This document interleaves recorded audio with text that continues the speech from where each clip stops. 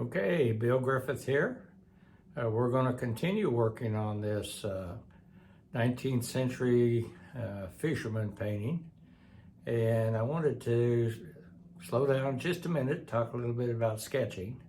I prefer to basically just go straight to the canvas, either by using a brush or pencil or charcoal, kind of sketch in what I want to paint. Now, there are other options to that if it's easier for you. As mentioned way back, I think in the first or second videos of this on this site, as I talked about, there's ways of transferring photographs. You can use a grid method to copy photographs or another painting or drawing, whatever you have. There's lots of different options. And if you want to know how to do those type of things, which I would encourage you to explore, there's lots of little YouTubes and books talking about how to do that. But once you get it over on the canvas is where you start the process of actually painting, blocking it in, and adding your tones and values and the colors that you want in your creation. As I said, again, this is fun, relaxing, and just creating. So I avoid trying to get into too much depth, too many rules. I just enjoy painting. So join me now with part 2 as we continue with this painting on the Fisherman. And basically, we've added in some extra details, and we will be adding in basically the fisherman's wife and child, and some details to the seacoast that we're painting. And hopefully we can get it to the point that we are finished with the actual sketch. And on the next video, we'll start actually adding in the background colors and tones and values. So welcome to the adventure, and let's get started. Okay, looking at this last night, I got to thinking, you know, the fisherman's got a fisher wife probably. And, you know, they would always worry about his return and the weather and have all the same concerns he probably has. So I thought about putting one in here, a wife in, and basically based on the fisherman's height, basically I determined maybe his head would be right in here if he stood up. And then I just did a perspective line down to try to determine how tall the wife would be behind the boat here. And it came out to basically in this area right here. So her face, or head, will be about right in here. And her body, if you just add a spinal cord to it and bring it on down, her shoulders would be in here, and she's going to be looking out towards the ocean, but her shoulders will be right in here somewhere. And then you'll have a kind of a dress or robe, because they would be wearing heavy clothes, customary at that time, plus the weather. So she'd be standing in here somewhere like this. Probably have a sweater on, which would make the painting even more interesting. Or scarf, something like that, something heavy, hanging over her shoulders. Full dress, and her feet and everything else would be down below behind the boat here. So she's going to be standing in about that area right there.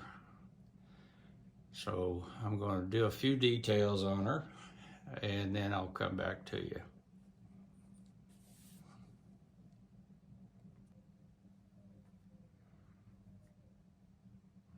Now, as you see, I've added in the wife, the fisher wife, watching my perspective, because it is further towards the horizon, so her height will be dropping down compared to his. So you've got to watch that. And then also I added in a child, trying to emphasize the story of the family The wife will have the worried look on her face as she looks out at the sea, whereas the child would be more interested in the boat and what's going on around her. And so I think that's going to add a little bit of drama to the whole scene. And now I'll start laying out the beach and kind of get an idea of the rocks and the ocean and the skies behind. Okay, at this point we pretty well have laid out the sketch.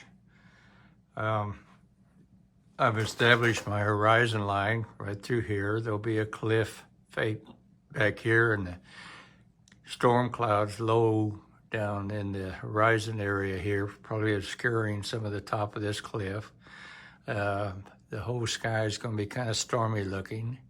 Then you'll have the ocean sitting in here, and there'll be white caps and some other indication of rough seas.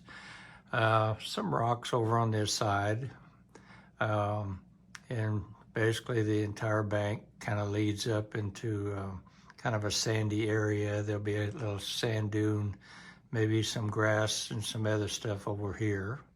All of this will be done while I'm painting it.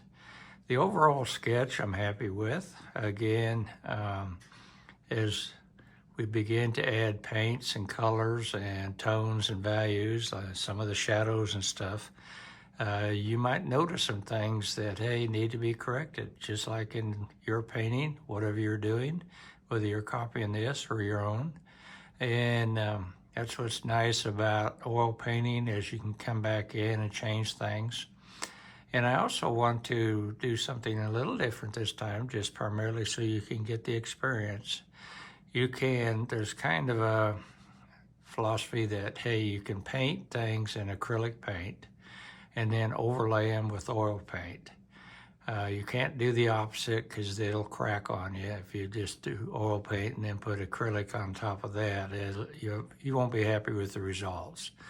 So what I want to do this time is, in order to establish some of the actual blocking tones, the real dark shadows and things like that, I'm going to be using acrylic paints because they're faster and they dry faster, and kind of lay out all the blocking tones first. And then I'll stop and go back to oil paints and begin to add in colors, more tones, more shadows. But it's a little different than what we've done in the past, and I want you to explore to see if you're happy with that technique. If not, stay with acrylic, stay with watercolors, stay with oils. The whole idea of painting is just to explore different medium and different styles. Now, as you come down through here, I think I've got a lot of little details beginning to show up. I'm sure I'm going to add more. I really want to get detail in the facial expressions on the child, the wife, and the fisherman. Kind of make sure his hand and the pipe and all these little details show up real good. So it's a little more realistic in this area than we've been painting in the past, and it will take a little time to do that. So welcome to the adventure, and in the next video, we'll come back and start adding in the blocking. We'll start adding some colors to it, and you'll see suddenly it begins to actually look like a painting that pops out of the canvas. So if you like this particular section, please indicate like. If you haven't subscribed yet, please do, so you know when I post the next video of this series.